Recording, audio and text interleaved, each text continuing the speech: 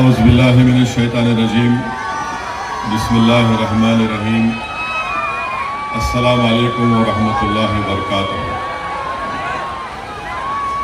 معزز حاضرین اکرام،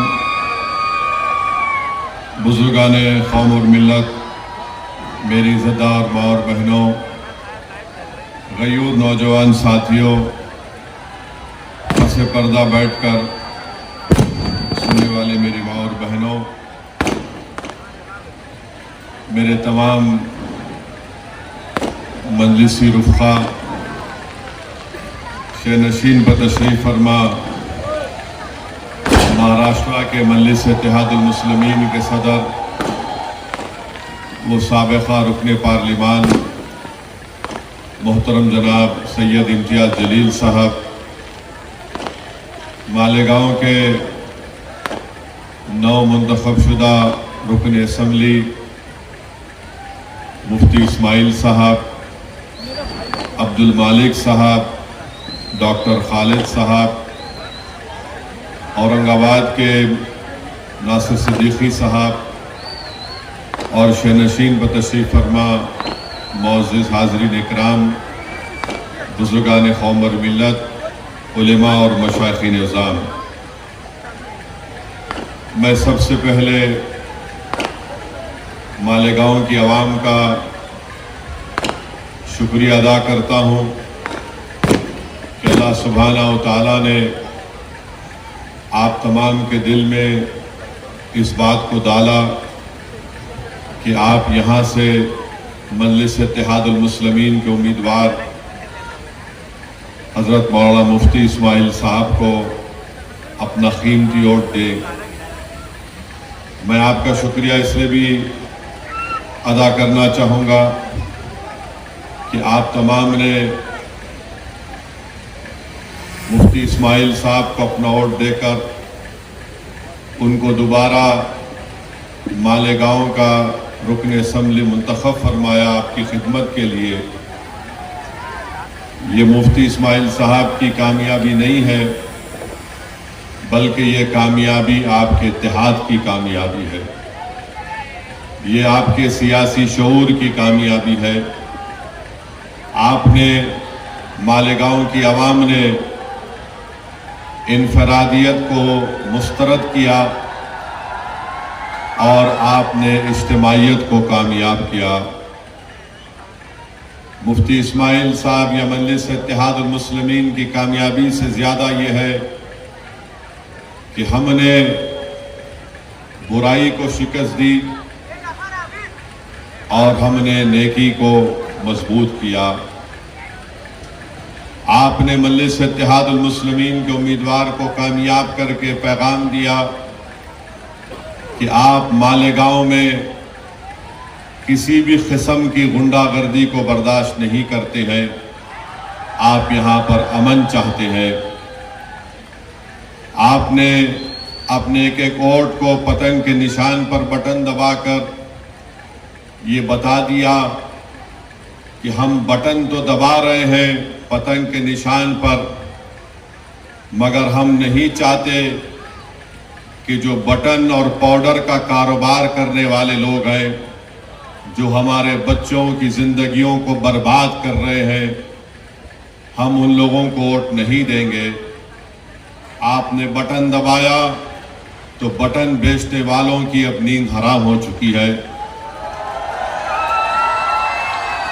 میں آپ تمام کا وہ پٹاخے روک دو بھائی، وہ پٹاخے رکوا دیجیے ذرا۔ میں آپ سے یہ کہنے آیا ہوں، شکریہ ادا کرنے آیا ہوں کہ انشاءاللہ تعالی مفتی اسماعیل صاحب کی کامیابی آپ تمام کی کامیابی ہے۔ میں اپنی آواز کے ذریعے ہماری عزتدار ماں اور بہنوں کا بھی شکریہ ادا کرنا چاہوں گا کہ انہوں نے مجلس اتحاد المسلمین سے اپنی بے پناہ محبت اور وابستگی کا ثبوت دے کر یہاں پر انہوں نے اتحاد کو کامیاب کیا۔ مجلس اتحاد المسلمین کے امیدوار کی کامیابی اجتماعیت کی کامیابی ہے۔ جو لوگ الیکشن لڑ رہے تھے مفتی اسماعیل صاحب کے خلاف، وہ یہ سمجھ رہے تھے کہ ہم کو الیکشن جیتنا اس لیے ضروری ہے کہ ہم کو اپنی طاقت میں اضافہ کرنا ہے تاکہ ہم اپنے مالیگاؤں کے غریب عوام پر ظلم کر سکیں۔ وہ الیکشن دولت کی بنیاد پر اس لیے لڑ رہے تھے کیونکہ ان کو یہ امید تھی کہ ہم دولت کما لیں گے جیتنے کے بعد۔ بہرحال میرے عزیز دوستوں اور بزرگوں، میں آپ تمام کو سلام کرتا ہوں۔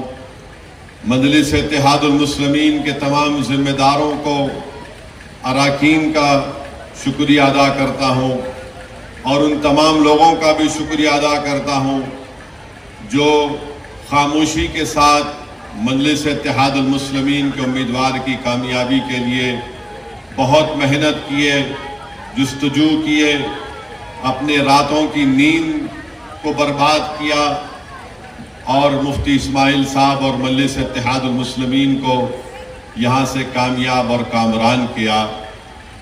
اب ہم مفتی اسماعیل صاحب سے بھی گزارش کرتے ہیں کہ مفتی اسماعیل صاحب بحیثیت رکن اسمبلی مالیگاؤں میں جو غنڈہ گردی کرنے کی کوشش کرے گا، مفتی اسماعیل صاحب غنڈہ گردی کو یہاں سے ختم کریں گے۔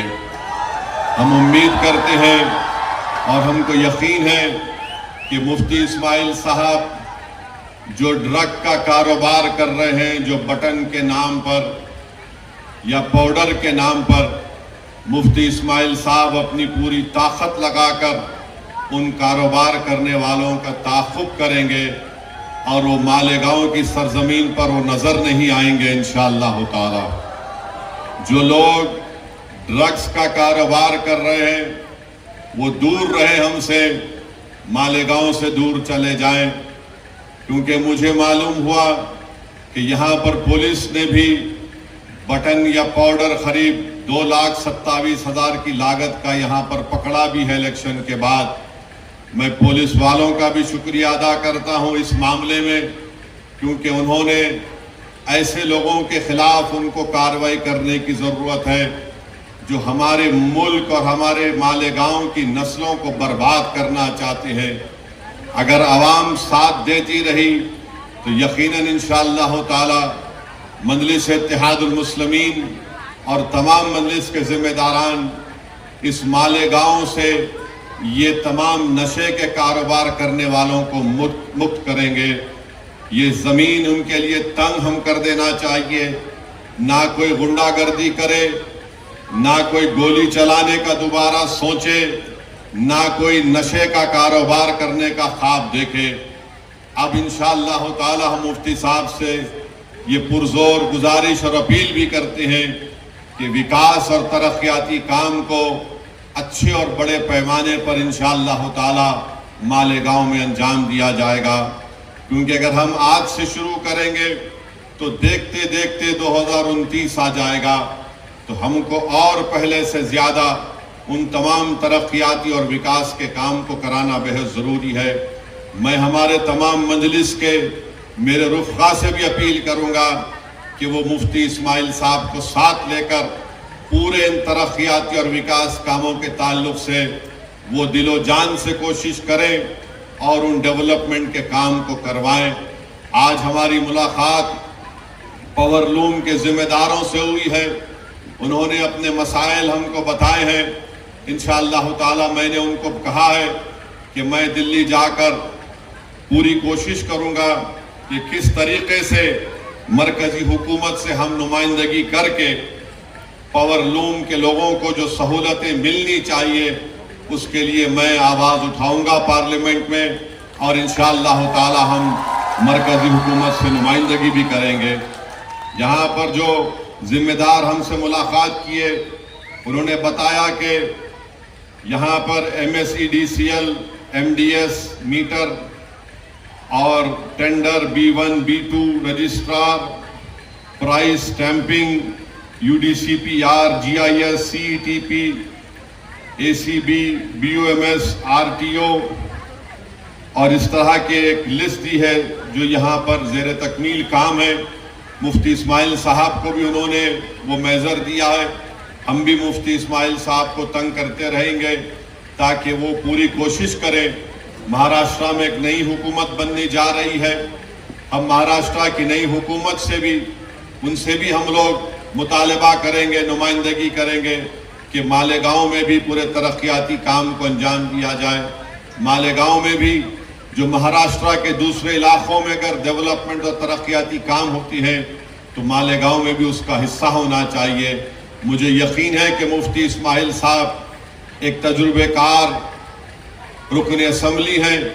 وہ ضرور آپ کے مالیگاؤں کے انصاف کے لیے, مالیگاؤں کی ترقی کے لیے پہلے سے زیادہ آپ کی بار ایوان اسمبلی میں جا کر یہاں کی عوام کی آواز کو اور یہاں کی عوام کی ضروریات کی تکمیل کے لیے انشاءاللہ پوری کوشش کریں گے.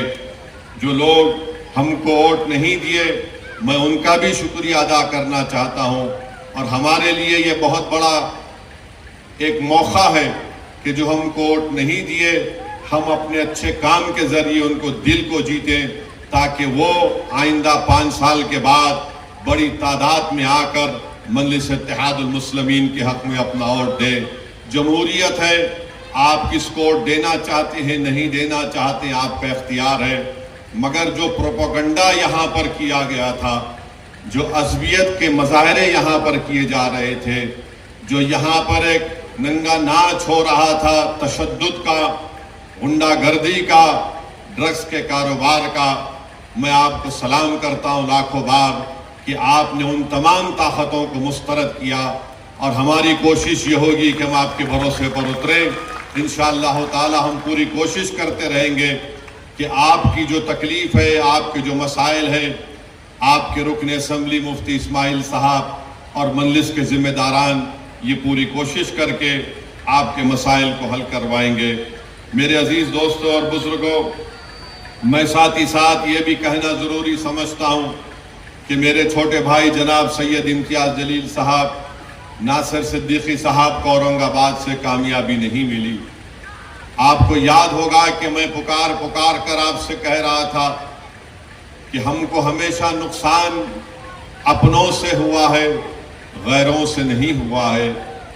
آج اورنگ آباد میں اگر چند ووٹوں سے امتیاز جلیل صاحب کی کامیابی نہیں ہو سکی تو آپ اٹھا کر دیکھ لیجئے کہ جو بی جے پی کے اشارے پر الیکشن لڑ رہے تھے, جن کو پوری مدد دی گئی تھی بی جے پی کی طرف سے, جن کا مقصد ایک ہی تھا کہ مہاراشٹرا کی ودھان سبھا میں سید امتیاز جلیل اور ناصر صدیقی نہ جائیں, مگر اورنگ آباد کی عوام نے یہ دیکھ لیا کہ کون ان کا ہمدرد ہے اور کون ان کا دشمن ہے. جو چہرے بہت چھپے ہوئے تھے, الیکشن نے ان تمام چہروں کو اورنگ آباد کے عوام کے سامنے بے نقاب کر دیا. جو بڑے اپنے آپ کو متقی اور پرہیزگار دکھاتے تھے, مگر ان کے چہرے معلوم ہو گئے کہ کتنے داغدار ان کے چہرے ہیں, کہ انہوں نے اپنے ضمیر کو بی جے پی کے چوکھٹ پر اس کو بیچ دیا. یہ کبھی اورنگ آباد کی عوام بھول نہیں سکتی. مجھے اس بات کی تکلیف ہے کہ امتیاز جلیل اور ناصر صدیقی کی کامیابی نہیں ہو سکی, مگر انشاءاللہ تعالی ہم پر امید ہیں, محنت کریں گے اورنگ آباد میں دوبارہ, اور انشاءاللہ تعالی دوبارہ وہاں سے مجلس اتحاد المسلمین اور امتیاز جلیل کو اللہ سبحانہ و تعالی نبی کریم صلی اللہ علیہ وسلم کے صدقے طفیل میں ان کو دوبارہ وہاں سے رکن اسمبلی منتخب کر کے عوام کی نمائندگی کرنے کا موقع عنایت فرمائے گا. مگر آپ جانتے ہیں کہ یہی امتیاز جلیل تھے, پارلیمنٹ کا الیکشن 4 مہینے پہلے ہارا, مگر جب ناموس رسالت کا مسئلہ پیدا ہوا تو امتیاز جلیل نے یہ نہیں سوچا کہ میں ابھی ممبر آف پارلیمنٹ نہیں ہوں. امتیاز جلیل نے بحیثیت مہاراشٹرا کے مجلس اتحاد المسلمین کے صدر کے اس چیز کو اٹھایا, اور جو لوگ رسول اللہ صلی اللہ علیہ وسلم کی شان میں گستاخی کرنا چاہتے تھے, امتیاز جلیل نے احتجاج صدائے احتجاج کو بلند کیا اور پورے مہاراشٹرا کی ایک تاریخ میں ایک پرامن احتجاج نکالا گیا۔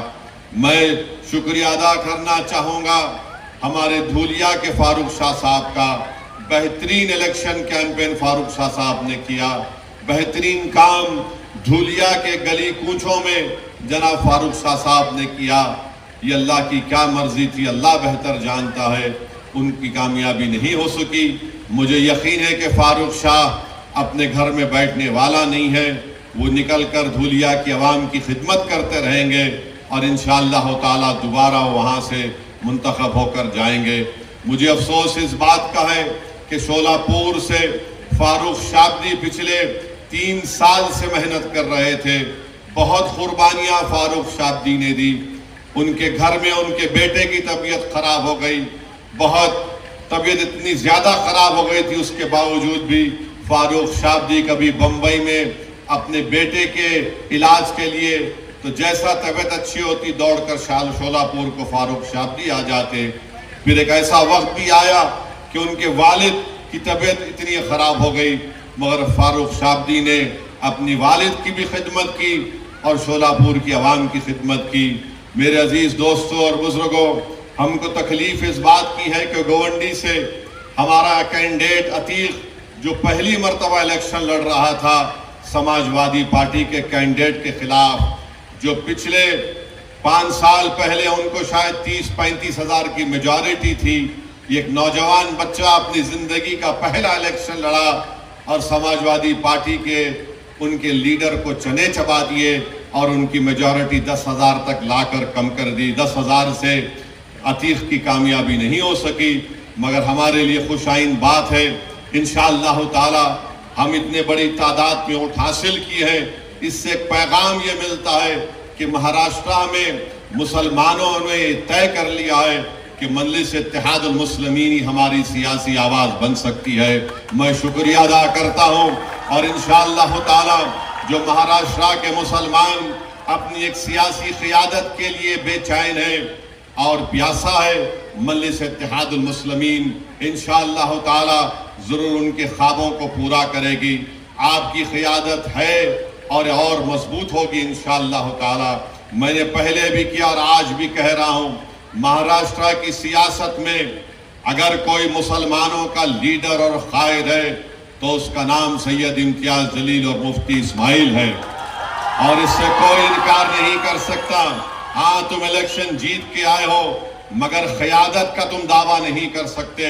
قیادت کا دعویٰ اگر کوئی کرے گا جس کے پیچھے آج مہاراشٹرا کے 11% مسلمان کھڑے ہیں مجلس اتحاد المسلمین کے خلاف، وہ امتیاز جلیل اور مفتی اسماعیل صاحب ہیں۔ میں آپ سے اپیل کر رہا ہوں کہ ہم کو اپنی جماعت کو اور مضبوط کرنا ہے، ڈرنے اور گھبرانے کی ضرورت نہیں ہے۔ جس کسی کی حکومت بنتی ہے بننے دیجئے، مگر مجھے یقین ہے کہ مجلس اتحاد المسلمین کے رکن اسمبلی مفتی اسماعیل صاحب بے باک طریقے سے غریب اور مظلوم عوام کی آواز کو اٹھائیں گے اور انشاءاللہ تعالی آپ کے مسائل کو حل کرانے کی وہ پوری کوشش کریں گے۔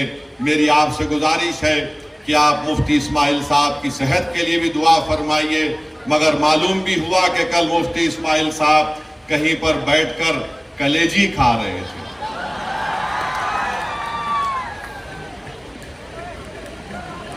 اب یہ کلیجی کھا رہے تھے تو کسی کے گردے میں درد ہو گیا۔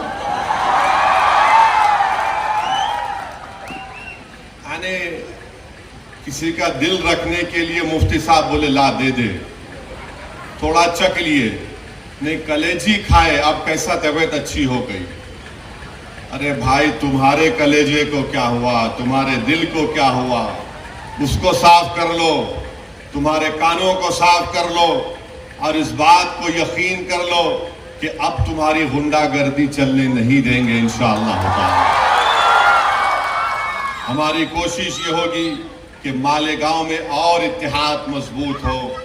تم نے جو ہر گھر میں مالیگاؤں میں دیوار اٹھانے کی کوشش کی، ان چھوٹی چھوٹی دیواروں کا اسد الدین اویسی بنیاد کے ساتھ اکھاڑ کر ہم پھینک دیں گے انشاءاللہ تعالی۔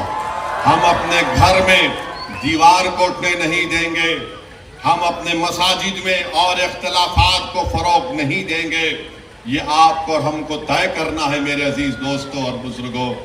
تیسری اہم بات جو میں آپ کے سامنے عرض کرنا چاہ رہا تھا، آج اورنگ آباد میں میڈیا کے لوگوں نے مجھ سے پوچھا کہ آر ایس ایس کے سر سنچالک موہن بھگوت نے یہ کہا کہ کسی بھی آبادی کا پاپولیشن گرنا خطرے کی بات ہے، اور انہوں نے کہا کہ کم سے کم 3 بچے پیدا کرو.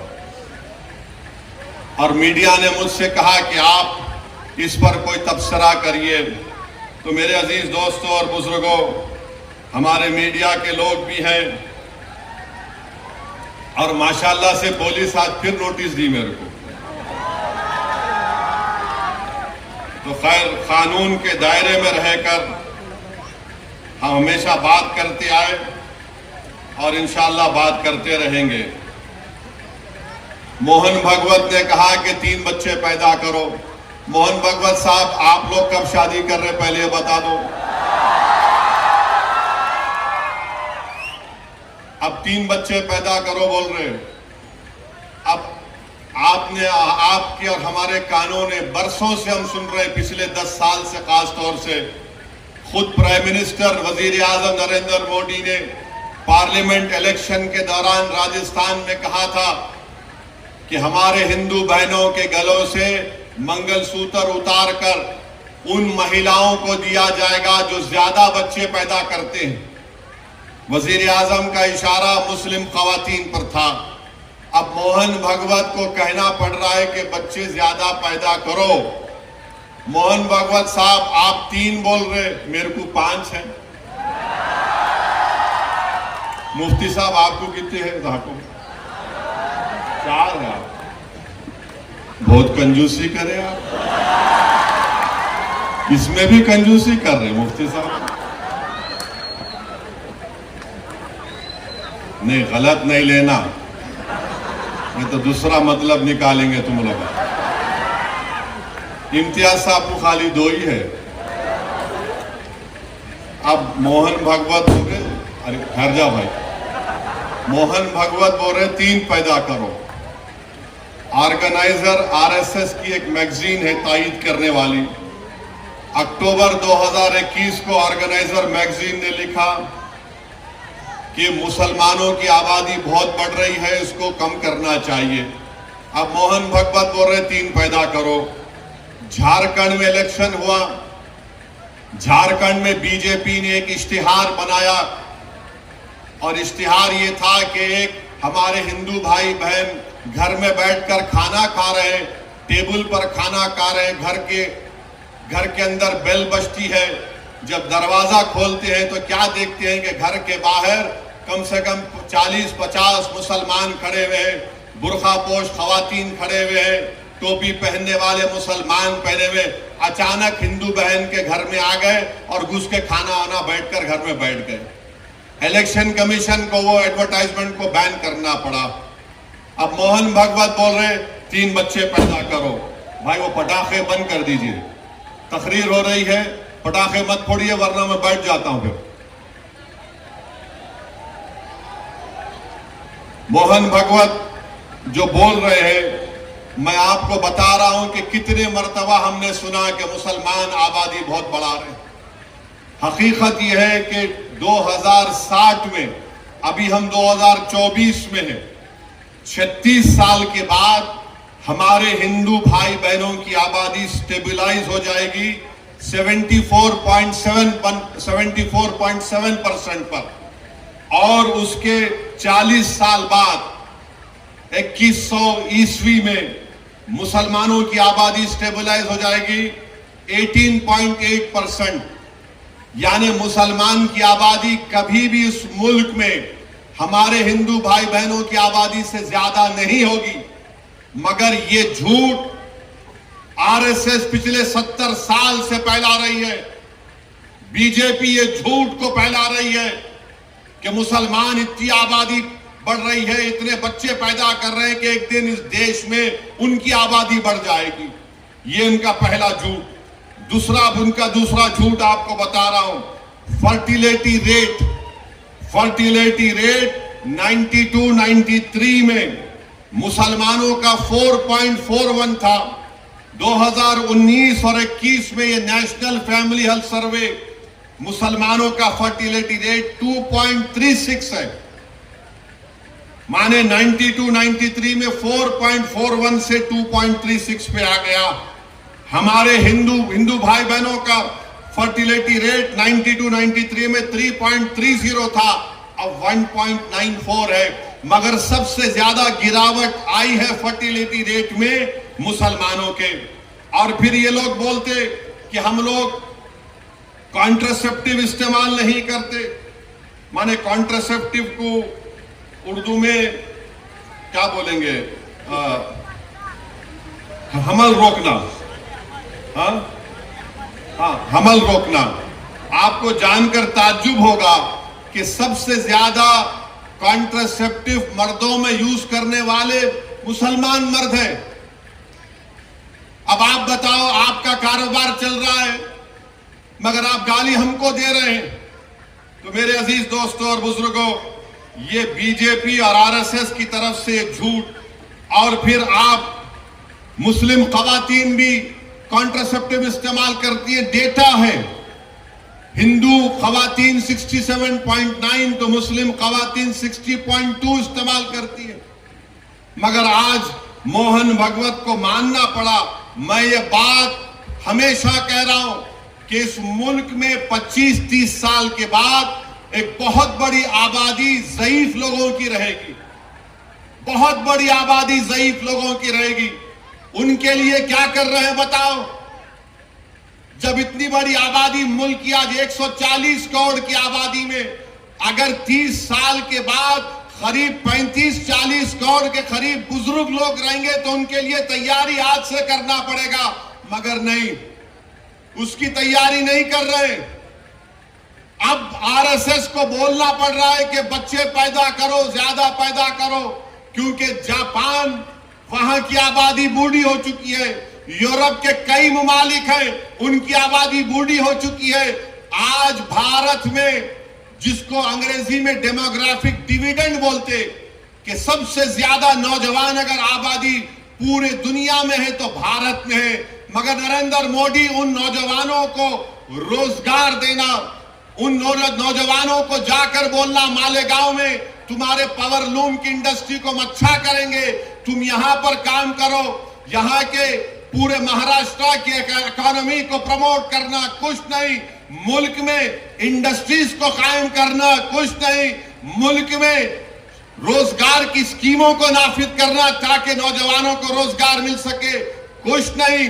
जो नौजवान आर्मी एयरफोर्स में जाता था, जिसके लिए विखार की बात समझी जाती थी, नरेंद्र मोदी ने कहा 4 साल अग्निवीर करो और 4 साल के बाद तुमको 15-20 लाख मिलेंगे, चले जाओ। कुछ नहीं प्लानिंग है। 30 साल के बाद सबसे ज्यादा बुजुर्गों की आबादी भारत में रहेगी। अब मोदी क्या कर दिए, बीजेपी आरएसएस क्या कर दिए? एक ही काम पे लगा दिए सबको, जाओ गड़े खोदो, देखो अंदर से क्या निकलता। जाओ मस्जिद में गड़ा खोदो, उसमें से अलाउद्दीन निकलते नहीं निकलते देखो। यानी हर जगह पर जहां भी जाओ बस गड़ा खोदो, सर्वे सर्वे सर्वे। नहीं यहां पर कुछ था, कब था रे भाई? नहीं 500 साल पहले था। अम्मा तेरे को कैसे मालूम 500 साल पहले था? नहीं था, हम सुने, अरे हम भी सुने नहीं था, क्या करेंगे तुम? संभल की मस्जिद आप बताइए, 500 साल पहले वहां पे मस्जिद नहीं थी। अरे मेरे भाई 500 साल पहले अगर तुम जाओगे तो मैं तुमको 2000 साल पहले लेके जाऊंगा। जैन और बौद्ध मजहब के लोग भी खड़े होकर बोलेंगे यहां पर भी हमारी मजहब इबादत गाहें थी। हम भारत को विकसित भारत बनाना चाहते हैं, नहीं बनाना चाहते, मगर भारत को 500 साल पीछे लेके जाना चाहते। अरे वो मुल्क, वही मुल्क ताकतवर बनेगा जो आगे देखेगा, मगर नहीं। नरेंद्र मोदी 1526 पे नजर है। अरे मोदी नजर रखो, विकसित भारत का तो तुम नाम लेकर झूठ बोलते हो। अरे तुम नजर रखो कि 70 साल के बाद इस देश में क्या होगा, इस देश में गरीबी कितनी बढ़ जाएगी, मगर उसके बारे में फिक्र नहीं। संभल की मस्जिद का मसला खड़ा कर दिए। और क्या मसला है संभल की मस्जिद का? कोई रुक जाओ भाई, वो कुर्सियां छोड़ दीजिए, कुर्सियां भाई डिस्टर्ब मत करिए, थोड़ी देर के लिए सुनिए एक पद। रुक जाइए भाई, जो कौन है, थोड़ी देर के लिए रुक जाइए। संभल की मस्जिद में जो लोग कोर्ट को गए, वो कोर्ट में ये बोलकर गए कि हमको मस्जिद के अंदर जाने का परमिशन मिले। अब आप बताइए, कोई हम किसी को रोकते, कोई मस्जिद में आना चाह रहा है तो आइए, आदाब को मलूज रखकर मस्जिद में आइए। मगर प्रेयर ये है, मुतालिबा कोर्ट से कि अंदर आने का मौका मिले। और फाजिल जज साहब माशाल्लाह आर्डर दे दिए सर्वे का। माने कोर्ट मस्जिद संभल की मस्जिद चंदोसी मस्जिद से 45 किलोमीटर दूर है। 1.5 घंटे में आर्डर लेकर आ गए और वहां पर पुलिस मौजूद है। शाम में 6 बजे सर्वे होता है, फिर उसके बाद इतवार के दिन सर्वे होता है, और फिर जब दूसरा सर्वे जिसका कोई कानूनी मौक़िफ़ नहीं है सर्वे हुआ तो फायरिंग हुई। फायरिंग में 5 लोग शहीद हो गए। उसमें एक 17 साल का बच्चा जो प्लास्टिक के खिलौने बेचता था, उसके सीने पे गोली लग गई। 5 के 5 को, 4 को सीने पे गोली लगी, 1 को पीठ पर गोली लगी। और मारने वाले बोलते हम नहीं मारे, कट्टे से मारे। अरे क्या कोई जिन्नात आके गोली मार के चले गए? आप गोली चला रहे हैं, वीडियो है, और बोल रहे हैं कि नहीं हम नहीं चलाए, कट्टे से मारे। तुर्क और पठानों का झगड़ा था? नहीं था झगड़ा। तुर्क पठान का मस्जिद पे झगड़ा कभी था ना कभी रहेगा इंशाअल्लाह ताला। आप कह रहे हैं झगड़ा था, मगर 5 लोग शहीद हो गए, अपनी जानों को गंवा दिए। अगर वो लोग कोर्ट को नहीं जाते तो क्या ये 5 बच्चे मरते थे? क्या ये तशद्दुद होता था संभल में? मेरे भाई, आज आप देख रहे हैं ये संभल में हुआ, और इल्जाम मुझ पर लगाया जाता है। असदुद्दीन ओवैसी तुम ये बोल रहे हो, तुम वो बोल रहे हो। बार बार मुझे व्हाट्सएप के ऊपर, कभी SMS के जरिए, कभी फुला के जरिए धमकी दी जाती है। अरे जालिमों, याद रखो, मैं मस्जिद बचाने के लिए, खानखाहों को बचाने के लिए, दरगाहों को बचाने के लिए, वक्फ की जायदाद को बचाने के लिए, जमहूरियत को बचाने के लिए, कानून की बालादस्ती के लिए, इंसाफ के लिए मैं एक बार नहीं 1000 मर्तबा मरने को तैयार हूं। तुम क्या करोगे बताओ? तुम समझ रहे कि हम खामोश बैठ जाएंगे? ऐसे 12 दरगाह और मसाजिद पर केस डाल दिया गया है कि यह मस्जिद नहीं थी, फुला था, ये था। सलीम चिश्ती रहमतुल्लाह अलैह की दरगाह पर केस डाल दिया गया। सुल्तान हिंद ख्वाजा अजमेरी के आस्थाने पर केस डाल दिया गया। और क्या बोलते हैं, केस डालने वाला कौन है मालूम आपको? ये मेरे घर के पास दिल्ली में आकर मेरे घर के ऊपर जो नेम प्लेट है उसको तोड़ा, पत्थर फेंके घर में मेरे, और उसके बाद मेरे नेम प्लेट पर कालिक डालकर धमकी दिया कि ओवैसी तेरे को देख लेंगे।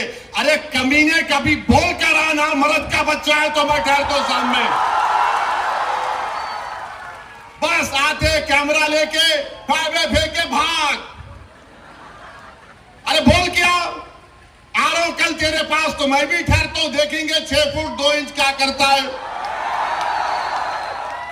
वो आदमी अब कोर्ट को गया, सुप्रीम कोर्ट के वकील को थप्पड़ मारा। 2016 में दिल्ली की पुलिस ने उसको तड़ी पार का नोटिस दिया। वो कोर्ट में केस डाल रहा है कि ख्वाजा अजमेरी का आस्थाना नहीं है, वहां पर कोई और जगह थी। हवाला क्या दे रहा है? 1901 की किताब, 1901 کی کتاب کا بھروسہ کریں گے یا پھر 13ویں صدی کی کتاب خزائن فتوحات جس کو امیر خسرو رحمت اللہ علیہ نے لکھا؟ کس کی کتاب پہ یقین کریں گے؟ 1901 میں کوئی دیوانہ لکھ رہا نہیں، روایت یہ بتاتی ہے. ابے روایت بہت باتیں بتاتی ہے، یقین کر لیں گے کیا؟ پارلیمنٹ نے قانون بنایا کہ 15 اگست 47 کو جو مسجد، مندر، گرجا گھر، گردوارہ رہے گا وہ سیل ہے، بند ہے، اس پر کوئی چھیڑ خانی نہیں ہوگی، اس کا کنورژن نہیں ہوگا، اس کا کیریکٹر نہیں بدلا جائے گا. مگر یہ کیا ہو رہا ہے؟ کیا ہو رہا ہے ہمارے ملک میں؟ 800 سال کی درگاہ خواجہ غریب نواز سلطان ہند کی، اور سنو اقتدار کی کرسیوں پر بیٹھنے والوں، دلی کے اقتدار پر بیٹھنے والے سنو، خواجہ ہندوستان کا سلطان ہے، اس کے بعد کوئی سلطان کو نہیں مانتے ہم. خواجہ کے آستانے پہ چلے گئے، غریب نواز کے آستانے پر چلے گئے. ارے کون سی کتاب تمہاری؟ نہیں وہ فلاں دیوار کو ایسا کھکورے تو اس کو ایسا رنگ نکالے تو چھتری نکلتی. ابے تیرے گھر میں اگر 1000 فیٹ کھودا تو اس میں بھی خانے جہاں خان کی ملبہ نکلتا، کیا کریں گا؟ دے دیتا میرے کو، کیا کریں گے؟ نہیں وہ تھا. یاد رکھو یہ ملک کمزور ہو جائے گا. 5 بچوں کی جانیں چلے گئیں، وہ مرے نہیں، وہ شہید ہے. تم نے ان کو گولی مار کر ان کا قتل کیا ہے، تم قاتل ہو. تم نے غریب ماں باپ کو اپنی اولاد سے محروم کر دیا ہے. ارے یہ میڈیا کو لیک کرتے نہیں، وہ پتھر پھینک رہے، وہ فلا کر رہے. ارے مسجد ہے، اللہ کا گھر ہے. تم کو کیا رائٹ دیتا ہے کسی بھی عبادت گاہ پر اگر تم جاؤ گے تو لوگ کیا خاموش بیٹھ جائیں گے؟ 800 سال کی درگاہ وہاں وہ ہے نہیں، یہ نہیں تھا، وہ نہیں تھا. ہم بھارت کے پردھان منتری سے پوچھنا چاہ رہے نریندر مودی، کیا آپ یہ تمام ان لوگوں کو روکیں گے یا پھر یہ دیش اسی طرح چلتا رہے گا کہ ہر مسجد پہ سوال کر دو، ہر درگاہ پہ سوال اٹھا دو؟ میرے بھائی 12 مقدمے عائد ہو چکے ہیں گیان واپی پر، متھورا کی شاہی عیدگاہ پر. وہاں پر تو 1965 میں مسلمانوں نے ہندو بھائی بہنوں سے مل کر بیٹھ کر تصفیہ کر لیا. 8 ایکڑ زمین مسلمانوں نے وقف کی دی کہ لو یہ کشمیر ہندوستان ہے، آپ کے لیے معتبر جگہ ہے، آپ بناؤ یہاں پر.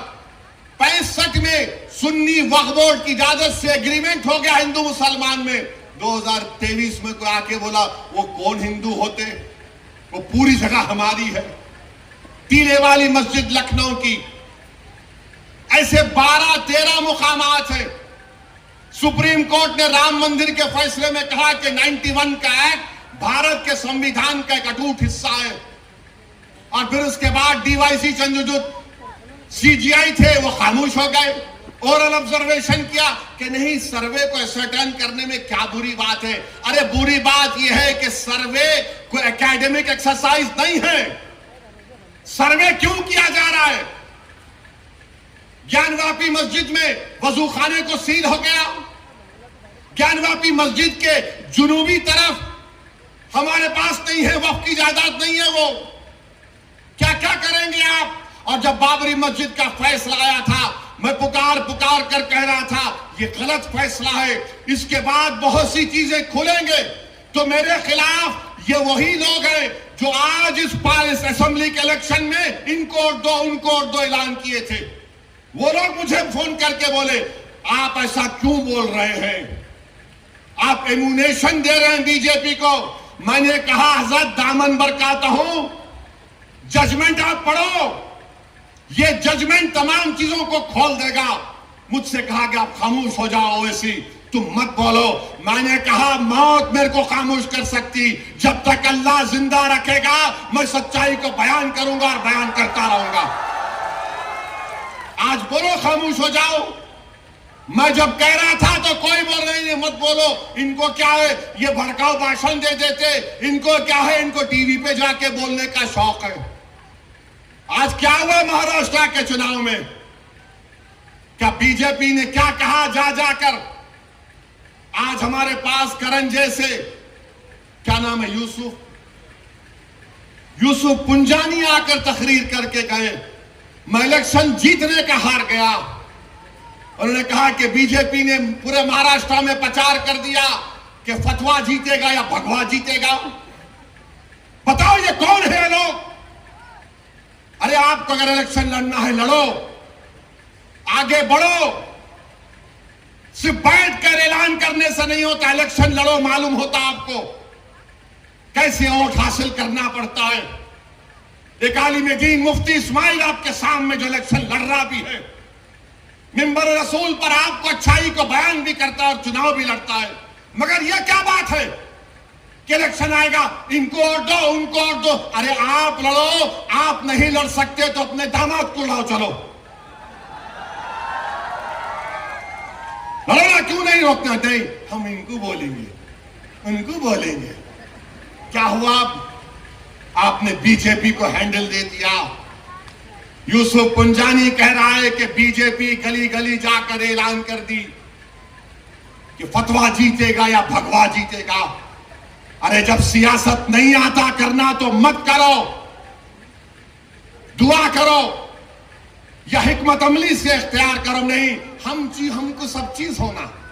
دیکھ لیے کیا ہوا، اب کدھر ہے آپ، کدھر ہے نہیں معلوم۔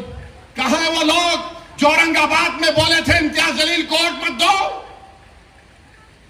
اس سماجوادی پینڈنٹ کو ووٹ دو، بولے تھے چہرہ دکھاؤ اورنگ آباد کے عوام کے سامنے تم۔ ارے لفافوں پہ زندگی گزارنے والوں، شرم سے ڈوب پڑو تم۔ میرے گھر کو آئے تھے، میرے گھر کو آئے تھے حیدرآباد کو، بغیر بولے میرے گھر کو آئے۔ میں وقف کے بل کی میٹنگ میں جا رہا تھا، پلٹ میرا گارڈ فون کرا کہ صاحب اتنے لوگ آئے، ملا۔ گھر پہ آئے تو میں نے کہا کہ میرا گھر اتنا بڑا نہیں ہے، آپ لوگ 20 لوگوں کو لے لیجئے، 20 لوگوں کو بٹھایا، وہ بات کرے، میں بات کرا، لیٹر لکھ کے دیے، ان کو ٹکٹ دو، میں غور کروں گا۔ پھر جانے سے پہلے میں نے ایک اللہ کے ولی کہ انگریزی قرآن کا ترجمہ جو ترکی کا چھپا ہوا ہے، اس کی 4 کاپیاں ان ذمہ داروں کو دیا کہ آپ میرے گھر کو آئے، یہ ایک اللہ کے ولی کی قرآن کا ترجمہ ہے۔ ایک ایک کے ہاتھ میں دیا تو اورنگ آباد جا کے بولے ہم گھر کو گئے تھے، ہمارے کو چائے تک نہیں پلائے۔ ارے آپ پہلے سے بول دیتے تو نان خلیہ کھلا دیتا میں آپ کو، میرے کو نہیں معلوم تھا کہ تم میرے گھر کو کھانا کھانے آ رہے۔ ارے تم کو قرآن کریم دیا نا ہاتھ میں، اللہ کا کلام تمہارے ہاتھ میں دیا، تم کو اس کا بھی لحاظ نہیں ہے، اور تم دعویٰ کرتے ہو قوم کا۔ بہت بول سکتا ہوں، یاد رکھو میری زبان کو لگام نہیں ہے، تمہارا گھر سے نکلنا محال کر دوں گا میں یہاں پہ۔ میرے بھائی امام شافعی مفتی صاحب بیٹھے ہوئے، امام شافعی رحمت اللہ علیہ کا زمانہ، ایک دولت مند نے کہا کہ اگر اللہ میرے کو بیٹی دے گا تو جب اس کی شادی کروں گا دین اور دنیا کی دولت اس کو دوں گا۔ جب بیٹی کی شادی کا موقع آیا علماء کرام کے پاس گیا، علماء کرام نے کہا کہ نہیں تو نہیں دے سکتا، دین اور دنیا کی دولت تو کیسے دے گا، تیری قسم غلط ہو گئی۔ امام شافعی کے پاس گئے، امام شافعی بولے بہت آسان ہے۔ امام شافعی رحمت اللہ علیہ نے کہا تیری بیٹی کی شادی کب ہے؟ اس نے کہا فلاں دن ہے۔ بولے میں آ رہا ہوں، چلا جا۔ امام شافعی پہنچے، امام شافعی رحمت اللہ علیہ نے کہا کہ آسان ہے۔ وہ بولا کہ حضرت شادی تو ہو گئی، کیا ہے بتاؤ؟ بولے قرآن اپنی بیٹی کو دے دے، دین اور دنیا کی دولت اس کو دے چکا، میں ان کو دیا، 4 قرآن دیا ان کو، اور بول کے دیا کہ آپ میرے گھر کو آئے، مجھے پتہ نہیں ہے، میں وکیلوں کی میٹنگ میں جا رہا تھا، پلٹ کر آیا آپ کے لیے، یہ قرآن کریم کا تحفہ آپ کو دے رہا ہوں۔ ارے تم کو اویسی سے مجلس سے نفرت ہے، مگر قرآن کریم کی تو عظمت کا تم لحاظ رکھ لیتے۔ میں یہ بات الیکشن میں بول سکتا تھا مگر خاموش بیٹھے رہا، مگر آج مجبوراً بولنا پڑ رہا ہے۔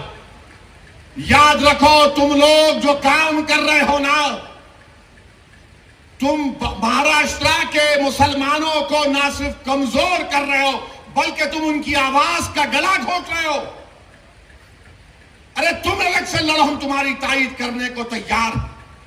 کب تک تم یہ سیاست کرو گے کہ انہیں بول دیا انہیں بول دیا؟ جس کو تائید کیے اورنگ آباد میں وہ خالی 5,000 ووٹ لیا، 5,000 ووٹ لیا۔ ناصر کے خلاف کتنے ووٹ لیا انہوں نے؟ 10,000 ووٹ لیا، اور ناصر ہارے 8,000 ووٹ سے۔ جو جس کی تائید کا اعلان کیا وہ 5,000، امتیاز جلیل ہارے 1,100 ووٹ سے۔ دھولیا سے فاروق شاہ کے خلاف آپ نے اعلان کیا، وہ 10,000 پہ نپٹ گیا، فاروق شاہ 70,000 ووٹ لیے۔ صرف 1,700 ووٹ لیا وہ ظالم، صرف 1,700 ووٹ لیا۔ فاروق شاہ 70,000 ووٹ لیا۔ عتیق کو آپ نے تائید نہیں کی، کسی اور کو بول دیا۔ ارے کیا کر رہے ہو تم لوگ؟ مت کرو۔ تمہارا احترام اور تمہاری عظمت ہم کرتے ہیں، مگر آپ جو کام کر رہے وہ مسلمانوں کے حق میں نہیں کر رہے۔ آپ نے ہینڈل دے دیا بی جے پی کو، بی جے پی نے پورا پرچار کر دیا، اور کیا نتیجہ نکلا جا آپ دیکھو۔ کل یہ بی جے پی کی سرکار اگر کچھ کرے گی تو کون آ کے لڑے گا؟ آپ آئیں گے روڈ پہ؟ یہی امتیاز جلیل، یہی فاروق شاہ، یہی مفتی اسماعیل، یہی ناصر صدیقی، یہی فاروق شابدی، یہی وارث پٹھان میدان میں اتر کے مقابلہ کریں گے۔ میرے بھائی پہچانو ان لوگوں کو۔ میں نہیں بولنا چاہ رہا تھا، مگر آج میں ضروری ہے سچائی کو بیان کرنے کے لیے کہہ رہا ہوں۔ بہرحال میرے عزیز دوستوں اور بزرگوں، اپنے مسجدوں کو آباد رکھو۔ جو لوگ مسجدوں کو چھیننا چاہتے ہیں اس کا جواب کیا ہے؟ اپنی مسجدوں کو بھرے کرو۔ تمہاری جمعے کی نماز فجر کی نماز میں اتنی تعداد ہونی چاہیے، تمہاری مغرب کی جماعت میں جتنے لوگ ہوتے اتنا سحر میں ہونا چاہیے۔ درگاہوں کو آباد رکھو، خانخواہوں کو آباد رکھو۔ درگاہ اور خانخواہوں پر اللہ کے نام پر دل پر ضرب مارتے رہو، ڈرنے اور گھبرانے کی ضرورت نہیں ہے۔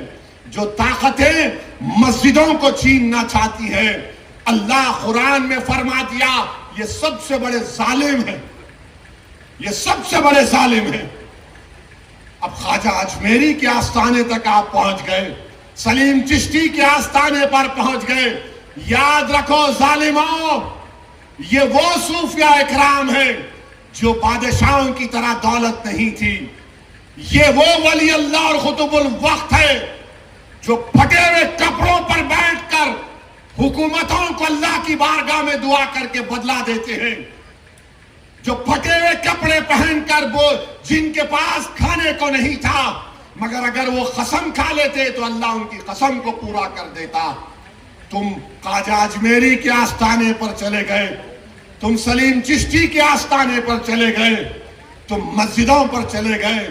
اب تم کو انشاءاللہ تعالی شکست ہوگی، ان کو شکست ہوگی۔ آپ دیکھنا، ارے خواجہ کا آستانہ آباد ہے، مغل ختم ہو گئے، خواجہ کا آستانہ آباد ہے، انگریز ختم ہو گئے، خواجہ کا آستانہ آباد ہے۔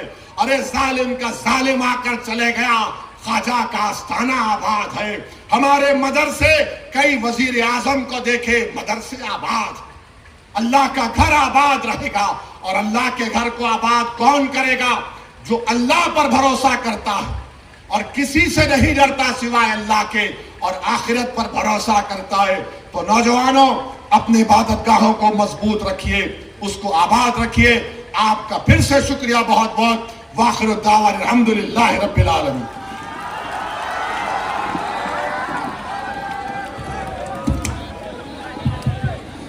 بھائی 162 کلو لڈو جو ہے اپنا اے میں 7 آٹو مسعود بھیا کی نگرانی میں بانٹا جائے گا۔